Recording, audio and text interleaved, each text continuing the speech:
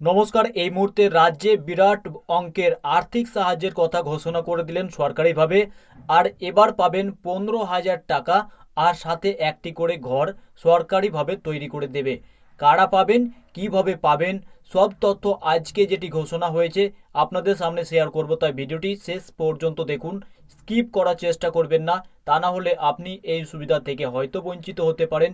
যদি আপনি এই সুবিধার আয়তাতে আছেন তাহলে অবশ্যই আপনি এই টাকা এবং ঘর সরকারের তরফ থেকে পাবেন। আর ইতিমধ্যেই পুর ও নগর উন্নয়ন মন্ত্রী ফিরহাদ হাকিম এটি ঘোষণা করে দিয়েছেন।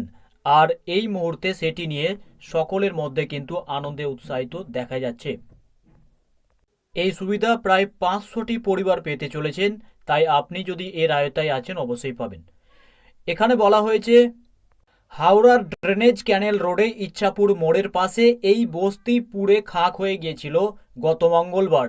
আর তাদের প্রত্যেকটি পরিবার যাদের ক্ষতিগ্রস্ত হয়েছে তারা এবার 15,000 টাকা করে পাবেন, আর একটি করে ঘর সরকারিভাবে তাদের তৈরি করে দেবে। সংবাদ মাধ্যমে ফিরহাদ হাকিম জানিয়েছেন, হাওড়া পুরসভা থেকেই আমরা ক্ষতিগ্রস্তদের ঘর বানিয়ে দেব। এতদিন এখানে বাঁশ আর প্লাস্টিক দিয়ে তৈরি ঝুপড়ি ছিল, বোর সিমেন্টের মেঝে, রড ও টিন দিয়ে পাকাপোক্ত ঘর এবার আমরা বানিয়ে দেব। এতে বিপদের সম্ভাবনা অনেকটাই কমে যাবে। তাছাড়া বিপর্যয় মোকাবিলা তহবিল থেকে আমরা ক্ষতিগ্রস্তদের পরিবার পিছু আর্থিক সাহায্য করব ব্যাংক মারফত, অর্থাৎ ব্যাংকে পরিবার পিছু 15,000 টাকা করে দেওয়া হবে।